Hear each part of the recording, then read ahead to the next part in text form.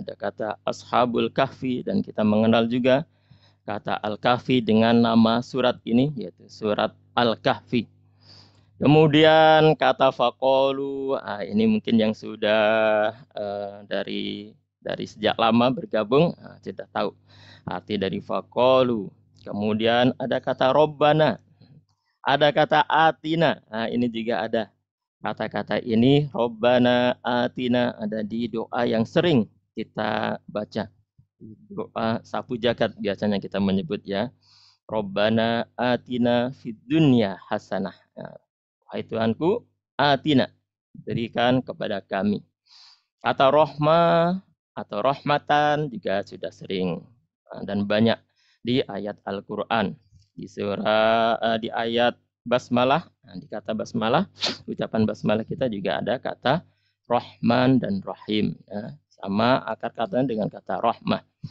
Kemudian mungkin yang agak baru kata Wahayyi. Wahayyi. Kemudian Amrina juga sudah sering. Kemudian kata Rosyada juga sudah pernah disebutkan ya. Bedanya ashabal dan ashabul kahfi. Oke, siap, nanti insya Allah mohon izin nanti kami jelaskan ya. Baik, kita akan tadabbur sebentar dari ayat ke-10 surat Al-Kahfi ini.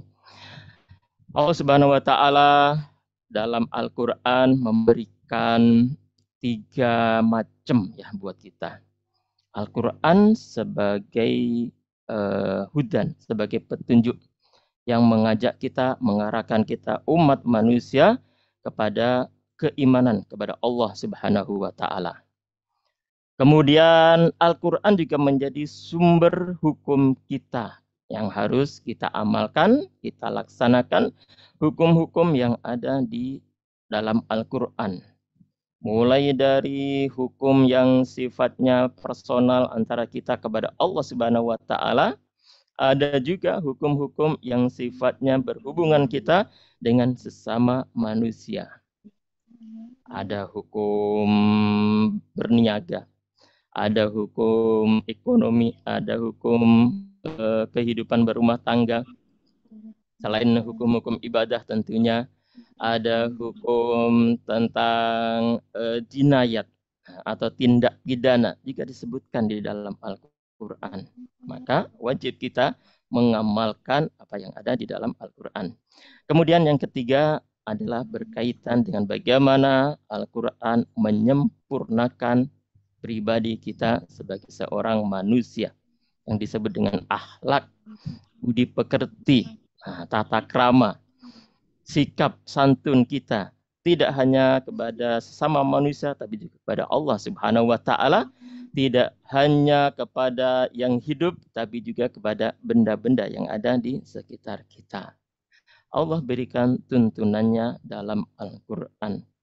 Salah satu caranya Allah menyampaikan itu semua supaya mudah dipahami, mudah diamalkan, diambil pelajarannya adalah Allah sampaikan dalam bentuk kisah atau cerita. Dan tentu kita semua sangat senang kalau kita dengar cerita, dengar kisah. Jangankan kisah yang ada di dalam Al-Quran, kita dengerin cerita teman kita, cerita bestie kita, wah kita senang, kita dengerin dengan penuh seksama. Maka sama, kalau kita dengerin cerita juga, Allah kita semuanya bakal ingat permanen, gak mudah lupa. Ya, barangkali ada di antara kita yang punya teman dekat, punya bestie, dia dengerin ceritanya di satu tanggal atau di satu hari, kemudian bertemu mungkin 6 bulan lagi atau 1 tahun lagi, masih teringat cerita yang disampaikan oleh teman kita tersebut. Nah itu mengapa atau kenapa Allah Subhanahu wa taala gunakan cara bercerita atau cara kisah ini supaya lebih tertanam, lebih nempel di ingatan kita semuanya ya. Di sini Allah Subhanahu wa taala menceritakan kisah tentang Ashabul Kahfi, para pemuda luar biasa yang menyelamatkan keimanan mereka dengan pergi mencari tempat persembunyian dan mereka ketemu dengan sebuah gua ya. Dan kemarin mungkin juga disebutkan ya, para pemuda yang Allah selamatkan nanti pada hari kiamat. Ustaz Bobi kemarin ya, ada 7 golongan yang Allah selamatkan, diberikan naungan ketika nanti di hari kiamat tidak ada naungan lagi. Allah berikan perlindungan, keamanan, ketenangan kepada 7 golongan ketika semua umat manusia kebingungan, ketakutan pada hari kiamat. Karena menunggu proses hisab, proses penghitungan amal. Salah satunya ketika semua orang sedang kebingungan, sedang ketakutan, sedang berharap kepada Allah Subhanahu wa taala untuk cepat diputuskan apakah dia ke neraka atau dia ke surga. Di antara mereka yang tenang itu adalah para pemuda, yaitu syabun muta'allikun qalbuhu bil masajid, para pemuda yang hatinya selalu terpaut dengan masjid, dengan ibadah, dengan ketaatan kepada Allah Subhanahu wa taala. Maka di sini al-fityatu, para pemuda ya, para pemuda. Kenapa Allah sebutkan para pemuda? Karena mungkin kita juga merasakan sekarang banyak sekali pemuda-pemuda yang mereka ingin menunjukkan eksistensi diri mereka dengan cara yang tidak benar, dengan cara yang salah, tidak mengikuti apa yang diajarkan oleh Allah Subhanahu wa taala. Allah ingin menunjukkan inilah gambaran sosok pemuda, para pemuda yang bisa kita contoh, kita ajarkan, kita jadikan mereka teladan buat siapa? Buat anak-anak kita ya. Bukan para pemuda yang karena mencari eksistensi diri mereka, pengen diakui keberadaan mereka, mereka melakukan hal-hal yang di luar nurul, di luar nalar ya, di luar kebiasaan, di luar yang disyariatkan oleh Allah Subhanahu wa taala. Mereka mencoba eksistensi diri mereka, melakukan berbagai macam hal. Mulai dari yang tadinya tidak tahu, mereka pengen mencoba-coba. Mulai dari mencoba merokok. Karena melihat orang-orang di sekitar merokok, dia pengen mencoba rokok itu seperti apa. Dari rokok nanti bisa jadi mereka mencoba yang lebih lain. Mencoba minuman keras. Nanti mencoba narkoba dan seterusnya. Kalau ditanya mereka jawabnya pengen eksis. Pengen menunjukkan inilah saya, pemuda yang mungkin banyak yang tidak dianggap oleh orang tuanya. Maka di sini Allah kasih contoh pemuda-pemuda luar biasa. Mereka menyelamatkan diri, mereka membawa keimanan mereka supaya tidak terpengaruh oleh masyarakat yang tinggal di kota, mereka tinggal di kota tersebut ya. Dan dari kisah Ashabul Kahfi atau di ayat 10 ini paling tidak ada 3 hal, 3 ilmu atau 3 hikmah yang bisa kita ambil. Yang pertama adalah hidup itu harus ada pause-nya, harus berhenti sejenak. Ya. Hidup itu harus ada pause-nya, harus berhenti sejenak. Kenapa? Karena kita nggak bisa melulu hidup mengejar dunia. Mencari dunia sampai melenakan kita, melupakan kita dari tujuan kita diciptakan Allah Subhanahu di muka bumi. Melulu mencari dunia, mengejar dunia, mengumpulkan harta, menumpuk-numpuk harta atau mungkin mencari jabatan dan seterusnya sampai melupakan kita beribadah kepada Allah Subhanahu wa taala. Maka Allah hadirkan kisah Ashabul Kahfi untuk menunjukkan hidup tidak semata mengejar dunia. Hidup enggak semata mengejar kejayaan, kesuksesan di dunia ini. Maka kalau kita merasa hidup ini semakin jauh dari Allah Subhanahu wa taala, hidup ini mulai melupakan Allah Subhanahu wa taala, hidup ini menjadikan kita susah beribadah kepada Allah, maka pause, maka berhentilah dan mencari tempat untuk atau mencari jalan untuk kembali kepada Allah Subhanahu wa taala. Ketika para pemuda ini mereka tinggal di kota di mana di situ masyarakatnya tidak menyembah Allah. Bahkan pemerintahannya, bahkan rajanya memerintahkan semua masyarakatnya untuk menyembah berhala, patung dan sebagainya.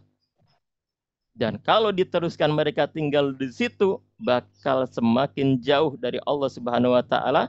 Mereka bakal tidak bisa menjalankan syariat atau ibadah yang mereka yakini, maka mereka pause, mereka berhenti untuk mencari tempat, mencari cara supaya mereka bisa kembali dekat dengan Allah Subhanahu wa taala, supaya bisa mereka menjalankan ibadah kepada Allah Subhanahu wa taala. Kita juga sama manusia. Tidak melulu hidup kita untuk mengejar dunia. Maka kalau kita dirasa tempat kerja kita semakin jauh dari Allah Subhanahu wa taala, kehidupan kita jauh dari Allah Subhanahu wa taala, maka pause, maka berhentilah dan kembali kepada Allah Subhanahu wa taala. Bertaubat. Jika tempat kerja kita membawa kita kepada kemaksiatan kepada Allah Subhanahu wa taala, maka pause, berhentilah dan carilah tempat yang bisa mendekatkan kita jauh dari maksiat tersebut. Ya. Seperti doa yang sering kita panjatkan kepada Allah Subhanahu wa taala. Ya Allah, berikanlah kami taufik hidayah, jalan-jalan yang menuju ketaatan kepadamu, dan jauhkanlah kami dari jalan-jalan yang membawa kami kepada kemaksiatan kepadamu, ya Allah. Pelajaran yang kedua yang kita bisa ambil dari ayat ke-10 ini adalah sikap tawakal kepada Allah Subhanahu wa taala. Berserah diri kepada Allah Subhanahu wa taala. Bukan kita yang hebat, bukan kita yang bisa dengan kemampuan kita untuk menyelamatkan ibadah kita, keimanan kita kepada Allah Subhanahu wa taala. Bukan kita sendiri yang mampu untuk menjadikan kita sukses, berkelimang harta, banyak harta, maupun mempunyai kedudukan yang tinggi, jabatan yang luar biasa. Tapi semua itu ada Allah Subhanahu wa taala yang menjadikan kita bisa sukses, menjadikan kita bisa berjaya, menjadikan kita banyak harta, menjadikan kita banyak rumah, banyak perabotan, banyak mobil dan sebagainya. Tapi semua itu adalah ada Allah Subhanahu wa taala. Dan para pemuda ini amat yakin, seyakin-yakinnya kepada Allah Subhanahu wa taala. Maka mereka kemudian menyelamatkan diri, mengasingkan diri di dalam sebuah gua. Mereka yakin, mereka teramat yakin bahwa pasti dari pasukan raja, dari raja dan pengikutnya bahkan bakal mencari mereka. Dan mereka yakin bahwa mungkin suatu saat mereka bakal ketangkep, dan kalau ketangkep maka pastinya mereka semua bakal dihukum mati karena berseberangan dengan agama yang dianut oleh raja dan pengikutnya. Tapi mereka kemudian melarikan diri, bersembunyi di gua, dan mereka tawakal. Mereka berserah diri kepada Allah Subhanahu wa taala. Demikian juga hidup ini. Kita tidak punya apa-apa. Kita lahir di dunia ini tanpa membawa apa-apa. Kemudian Allah mampukan kita dari mampu berjalan, dari mampu makan sendiri, dari mampu memenuhi kebutuhan sendiri, sampai kemudian Allah berikan kita kemampuan untuk memiliki rumah, kemampuan untuk memiliki harta, kemampuan untuk memiliki kendaraan, kemampuan untuk memiliki berbagai macam hal. Tapi semua itu sebanyak apapun yang kita miliki, kalau tidak ada Allah Subhanahu wa taala, maka semuanya tidak terasa enak, tidak terasa membahagiakan. Bahkan mungkin sebanyak apapun yang kita miliki, yang kita punya, semua itu akan membuat kita sengsara. Ibaratnya sama, Kalau kita punya tabungan sebanyak apapun tabungan itu, dengan digit angka 0 yang banyak, misalkan kita punya 1 miliar. Nah, 1 miliar itu nolnya berapa itu? Coba dihitung. 9 ya. Kalau misalkan kita punya harta, benda, kemudian kendaraan, semuanya hitunglah ada 100 miliar. Nah, ya, nolnya kira-kira berapa itu? 11 ya. 11 nol. Kalau tiba-tiba Allah ambil nolnya 1 saja, dari 100 miliar kita punya tabungan, tiba-tiba Allah ambil nolnya 1 saja, kira-kira gelisah nggak kita? Tiba-tiba kita bingung nggak kita? Bagaimana kalau ambil nolnya 2, dari 100 menjadi cuma 1 M? Bagaimana kalau Allah ambil nolnya 5? Maka mungkin hidup kita akan terasa hancur sehancur-hancurnya. Karena apa? Karena di situ tidak ada Allah Subhanahu wa Ta'ala.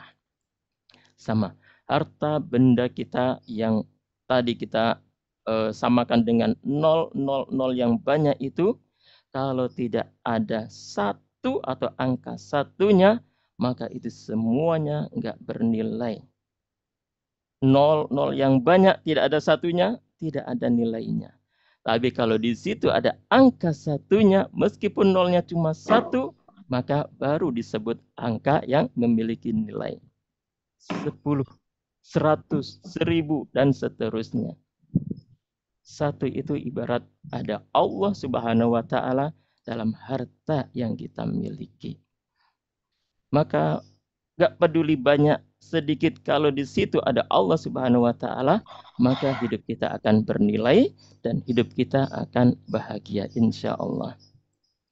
Jangan sampai kita punya rumah yang banyak, yang besar, ada di mana-mana, tapi tidak ada satunya di situ. Tidak ada Allahnya di situ. Jangan sampai kita punya jabatan yang tinggi, setinggi-tingginya, tapi tidak ada angka 1-nya di situ, maka tidak ada nilainya. Tapi meskipun sedikit, tapi ada angka 1-nya, maka akan bernilai dan menjadikan hidup kita bahagia. Dan pelajaran terakhir dari ayat ini yang bisa kita ambil adalah perbanyak doa. Nah, para pemuda Ashabul Kahfi, mereka yakin kepada Allah Subhanahu wa Ta'ala, dan cara mereka supaya menjadikan hati mereka tenang dan bisa tetap mantap dalam jalan keyakinan akidah kepada Allah Subhanahu wa Ta'ala, maka mereka pun mengangkat tangan setinggi-tingginya berdoa kepada Allah Subhanahu wa Ta'ala. Maka hidup ini jangan lepas dari doa, karena doa itu adalah inti dari ibadah kita. Ad-du'a'u muhul ibadah. Doa itu adalah inti dari ibadah kita kepada Allah Subhanahu wa Ta'ala. Jangan lupakan doa, baik dalam kondisi kita sempit maupun lapang, baik dalam kondisi kita senang maupun dalam kondisi kita lagi susah, baik dalam kondisi kita lagi banyak harta maupun dalam kondisi kita kesempitan, lagi susah hartanya. Nah, ujian paling berat dalam soal doa adalah ketika kita senang, ketika kita lagi bahagia, ketika kita lagi banyak harta, kadang kita suka lupa berdoa. Kita baru mengangkat doa setinggi-tingginya ketika kita sedang kesempitan, ketika kita sedang sedih, ketika kita sedang merana. Maka di ayat ini Allah ingin mengingatkan kita juga supaya kita jangan lupa untuk senantiasa berdoa kepada Allah Subhanahu wa Ta'ala dalam segala urusan kita. Min amrina, dari segala urusan kita, ya Allah, tuntunlah ke dalam jalan yang lurus yang Engkau ridhoi, ya. Maka dalam sebuah hadis, mintalah kepada Allah Subhanahu wa Ta'ala sampai urusan garam. Dalam urusan asin manisnya makanan kita, minta kepada Allah Subhanahu wa Ta'ala. Dalam urusan sekecil-kecilnya kita minta, kita berdoa kepada Allah Subhanahu wa Ta'ala. Baik demikian ayah bunda yang dirahmati oleh Allah Subhanahu wa taala, semoga 3 hikmah, 3 pelajaran yang bisa kita ambil dari surat Al-Kahfi ayat ke-10 ini ya. Hidup itu harus ada pause-nya. Kemudian kita tawakal kepada Allah Subhanahu wa taala, dan yang ketiga, perbanyak doa dalam semua urusan kita. Semoga Allah ridho dan Allah jadikan kita semua termasuk mereka yang selamat senantiasa mendapat petunjuk dalam semua urusan kita dan disempurnakan semua urusan kita sehingga mendapatkan kesuksesan di dunia dan juga di akhirat insya Allah. Demikian Ibunda yang dirahmati oleh Allah Subhanahu wa taala.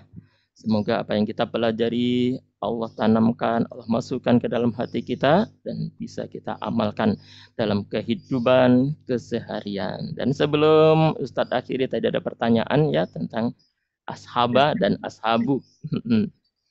Ya, kalau ashaba ada di am hasibta anna ashabal kahfi. Kenapa ashaba? Karena di depannya ada kata anna. Nah, betul nggak? Ada kata anna. Kalau di suatu kalimat dalam bahasa Arab di depannya ada kata anna, ada kata inna, ada apa lagi tuh yang lainnya, ya, maka kata berikutnya akan berharokat fathah atau akan dibaca dengan a. Ya. Maka kalau ada anna, ada inna di depan satu kata, kita baca ashaba. Inna ashaba atau anna ashabal kahfi. Kalau kita terapkan di kalimat yang lain, misalkan ada kata Allahu ghafurur rahim, maka kita tambahin kata inna yang artinya sesungguhnya. Innallaha, maka menjadi innallaha, bukan innallahu, bukan ya. Jadi cara membacanya menjadi innallaha ghafurur rahim ya. Dan kenapa dibaca ashabu? Nah, karena tadi karena salah satunya tidak ada kata innanya sehingga dia menjadi dibaca ashabu, dibaca dhammah. Kemudian juga posisi kata itu menentukan ya. Posisi kata menentukan. Biasanya kalau di awal ada kata di awal kalimat, maka itu dibaca dhammah. Ya, kayak tadi Allahu ghafurur rahim. Kalau misalkan kata ashabul kahfi ada di depan satu kalimat, tidak ada kata sebelumnya di depan kata ashabul kahfi, maka kita membacanya ashabu pakai kata dhammah ya. Bukan ashabi, bukan ashaba, tapi kita baca ashabul kahfi. Ketika kata tersebut ada paling depan suatu kalimat ya. Baik, itu penjelasan kenapa ada yang dibaca ashabu, ada yang dibaca ashabi, selain juga tadi posisi ya, posisi. Apakah dia sebagai mubtada, apakah dia sebagai khobar, apakah sebagai maf'ul, dan seterusnya. Apakah na'at man'ut atau sebagai mudhof dan mudhof ilaih ya. Maka itu kemudian kalau di depannya ada kata ila, ada min, ada fi, ada bi, maka biasanya kata setelahnya dibaca kasroh. Nah, itu yang terdapat dalam kaidah bahasa Arab, antara suatu kata dibaca a, dibaca u, dibaca i ya. Nah, nanti masing-masing bisa kita tandain dari setiap kalimat Al-Quran. Oh, ini ashaba karena ada annya. Oh, ini dibaca ashabu karena di depannya tidak ada annya, dan seterusnya ya. Baik, demikian. Mohon maaf bila lewat waktunya dari jam 6:11 sekarang ya. Semoga ayah bunda sehat selalu dan bisa terus menyelesaikan hafalan surat Al-Kahfi sampai 110 ayat. Kalau sekarang baru 10 ayat, maka yakin ada angka 1 di situ yang bisa memudahkan kita semuanya untuk bisa hafal Al-Quran. Amin. Insya Allah. Allah. Amin ya Allah. Ya Allah. Amin. Amin. Ya Rabbal Ya Alamin. Hmm. Allah. Terima kasih Ustaz. Oke, baik. Tabarakallah.